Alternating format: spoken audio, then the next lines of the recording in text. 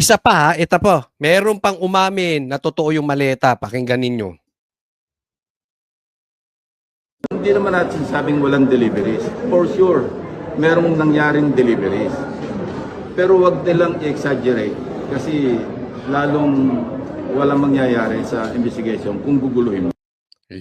Teka na. Antindi, no? So, totoong meron deliveries. Inamin niya, totoong meron deliveries. Pero, wag nilang i-exaggerate. Diba? Kasi lalong gugulo ang investigasyon. Ikaw ang magulo eh. Animal ka, ayaw mong imbestigahan. 'Di ba? Ngayon, sinabi, 'di ba? Ito inamin mo na totoong may deliveries. Huwag lang i-exaggerate. Ako magtatanong ulit ako. AI ba to, Lacson? 'Di ba? Kung AI to, wala tayong pag-uusapan. Anyway, si Boying inamin na totoo yung maleta. Pero lumalabas dito, inaamin mo na may deliveries ng maleta. So in short, inamin mo, totoo yung deliveries kay Bongbong Marcos at kay Sandro Marcos. Sasabihin na naman ni Auntie Claire dyan, nakakalungkot po, nakakalungkot. Laging ganun yung si Auntie Claire, di ba? Nakakalungkot po. Buti pa ang presidente nagtatrabaho, samantalang ang BP Sara hindi nagtatrabaho, nalulungkot. Nakakalungkot po. Ay malulungkot talaga sa sinasabi mo yung Lacson. Bakit inamin mo may deliveries? Huwag lang ni-exaggerate. So, kung sa tingin mo nag-exaggerate etong 18K, di mas lalo mong ipatawag din sila para pitikin ang itlog. Pero Lacson, nakita ko na yung 18K. Pogi. Malalaki katawan. Baka malaki din ang nun. Ha? Ang puso.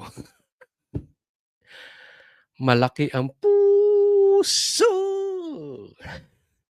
Hindi mga pogi, Talagang, alam mo naman ang Marines, eh. Oo. Di ba? Alam mo, ang balita ko sa Marines, hindi katulad ni Trillanes na traidor. Oo. May natanong akong ganun, eh. Baka may mag-traidor sa inyo. Baka gayahin si Trillanes na trinaidor yung Magdalo. Wala na pala yung Magdalo. Di umano, baka magalit si Trillanes. Pero sinabi sa akin, eh. Oo, sinabi sa akin. Wala na daw yung Magdalo. Nag-traidor daw sa Magdalo yung si Trillanes. Kaya nga sasabihin ko sa inyo, baka may mag-Trillanes din. Diyan sa 18K. Tinanong ko sila. Alam mo, sagot sa akin, hindi po gawain ng Marines yan. Sabi ko, salute sa inyo mga Marines. Talagang atatapang kayo. Di ba? Alam mo, natanong ko pa nga sila, eh. Nung nag-deliver kayo kay Sandro, kasi mga deliveries nila doon sa Ilocos Norte,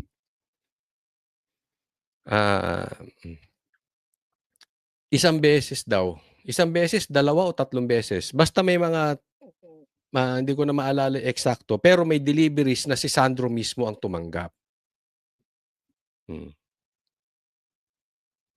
Sabi ko, may proof ba kayo dyan? May picture ba? Meron daw. Tapos ka, Sandro. May picture sa'yo, Sandro Marcos. Sandro Marcos, tinanggap ang maleta. Naku, delikado. Delikado to. Baka nakatap na tayo dito. Ano pa? Si Dilima, ang linis-linis, di ba? Simba ng simba. Kasama pa si Pader. Capital P-A-D-E-R. Pader. Na dating adik. Kasama niya pa yun. Ewan ko kung ginawa niyang hindi ko na alam kung ginawa niyang driver. Kung ginawa niya ng driver si Pader, hindi ko alam. Pero tinanong ko rin yung mga Marines, wala bang inoperan sa inyo na maging driver ni De Lima? Pero confirm daw. Lagi raw tumatanggap ng envelope yan, si De Lima. Tapos itatanggi niyan. Sus! Ikaw, De Lima. Eh, yun nasabi nung 18K eh. Oh. So, tumatanggap ka ng maleta na galing kay Saldico. Kaya pala kinakain mo yung sinuka mong si Bongbong Marcos. Gusto mong kainin si Marcos, ha? Hindi po yun chismis. Ha? Ilalabas ko video nun. Sinabi nung mga Marines yun. Di umano. Hindi yung kinain si Marcos, ha? Hindi yun. Kinain yung suka ni Marcos. Ha? So, alam mo, napupunta na tayo doon eh. Seriously, balikan natin. Napupunta na tayo doon sa issue. Napapaamin na kayo na totoo yung deliveries, totoo yung maleta. Diba? Di mas lalo yung dapat imbestigahan sa Blue Ribbon. Sana naman magkaroon ka ng silbi.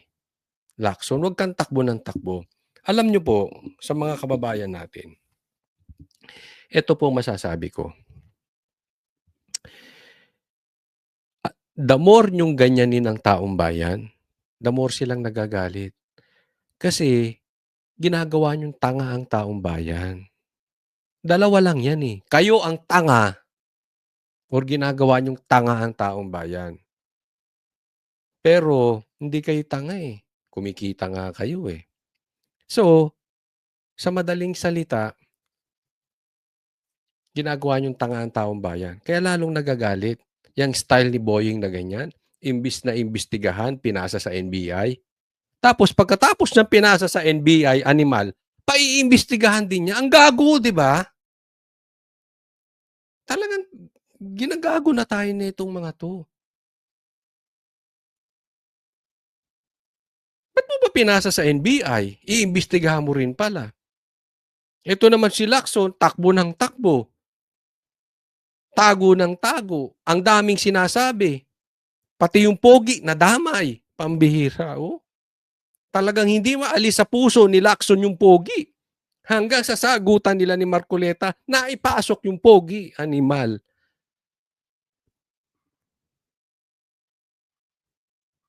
Imbis na imbestigahan, akala nyo, hindi nagagalit ang taong bayan? Talagang ginagalit nyo taong bayan. Isipin ninyo. Ganito problema sa bansa. Klase ng investigasyon mo, klase ng investigasyon ng NBI, klase ng investigasyon ng Ombudsman, klase ng investigasyon ng Senate President, klase ng investigasyon ng ICI.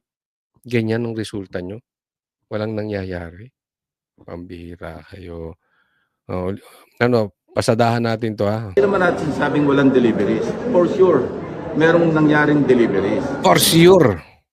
Pero wag nilang i-exaggerate kasi lalong walang mangyayari sa investigation kung guguluhin mo.